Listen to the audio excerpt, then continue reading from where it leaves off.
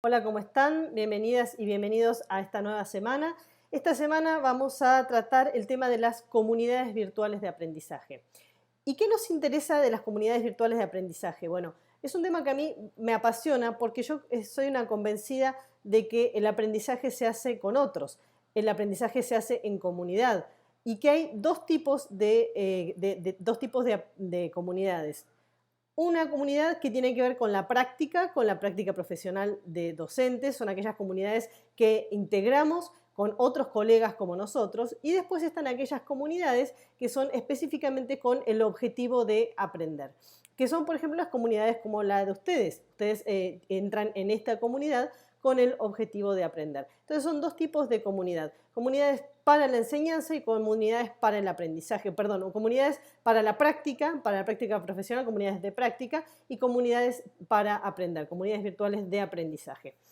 Estos dos capítulos van a trabajar. Primero, el primer capítulo va a hablar sobre el aprendizaje colaborativo y va a ser la diferencia entre el aprendizaje colaborativo y el cooperativo.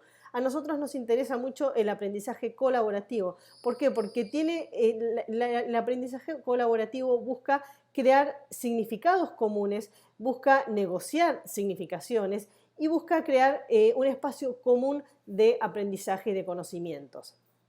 En cambio, a diferencia del aprendizaje cooperativo, que va a fragmentar las obligaciones o las responsabilidades, cada uno va a hacer su parte. Entonces es muy interesante la diferencia que hace del aprendizaje cooperativo del aprendizaje colaborativo.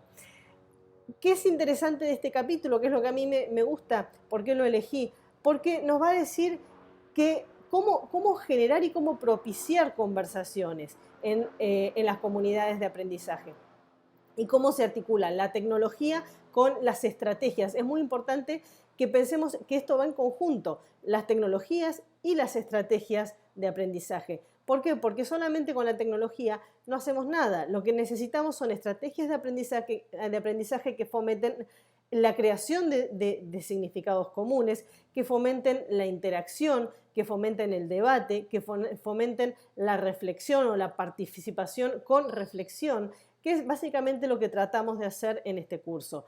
Nosotros ponemos actividades donde necesariamente ustedes tienen que interactuar y tienen que, de una manera o de otra, conocerse y llegar a estas cuestiones compartidas. Y de acá en adelante, sobre todo a partir de esta sesión, es mucho más fuerte la manera en que van a tener que llegar a estos significados comunes, a estos significados negociados, porque van a trabajar ya en equipos. Entonces, acá sí van a tener que colaborar y llegar a un solo producto. Y ese producto va a tener que ser negociado y consensuado por las personas integrantes de los equipos o de las parejas en este caso.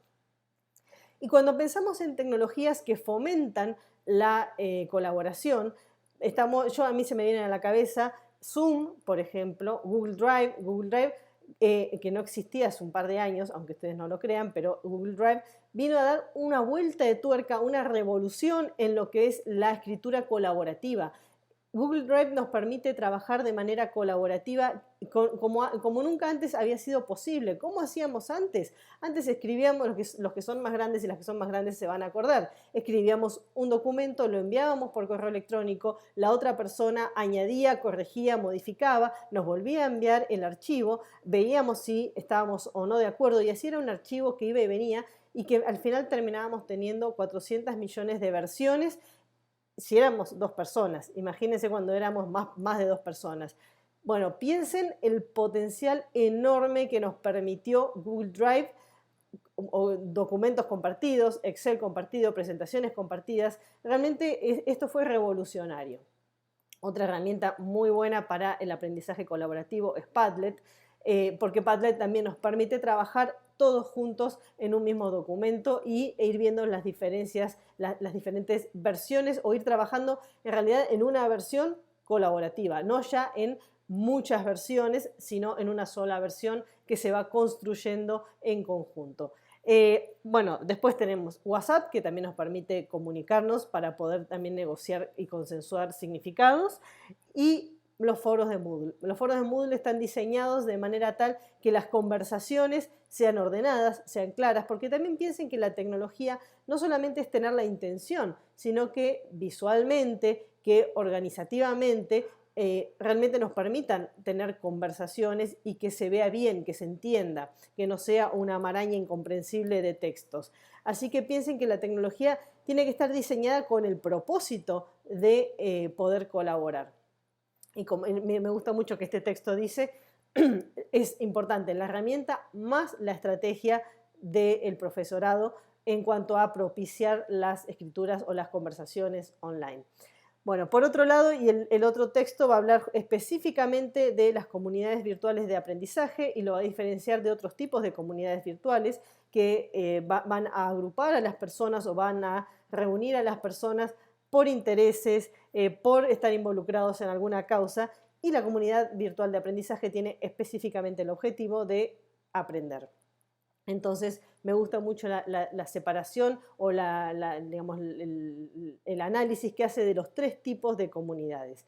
Y finalmente, también es muy útil los criterios y observaciones que hace para crear y mantener comunidades virtuales de aprendizaje. Así que espero que estos dos capítulos les sirvan también para el futuro, para la creación de sus propios entornos de aprendizaje cuando ustedes estén en el rol de docentes en entornos virtuales. Hasta ahora yo creo que la mayoría trabaja en entornos físicos, pero no es lo mismo un entorno físico que un entorno virtual. Ya lo vamos a ver el trimestre que viene.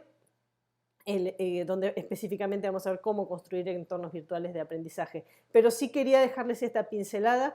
¿Y cómo nos sirve esto a nuestro modelo? Bueno, obviamente, porque parte de lo que tenemos, los entornos que tenemos que analizar son entornos virtuales. Entonces, lo que vamos a ver para el modelo, para el marco de análisis es específicamente cómo los entornos virtuales propician la creación de entornos de aprendizaje colaborativos, cómo propician las conversaciones, cómo propician las relaciones entre las personas que participan de esa comunidad. Es básicamente lo importante y el aporte grande que hacen estos dos capítulos a nuestro marco de análisis. Espero que tengan una bonita semana.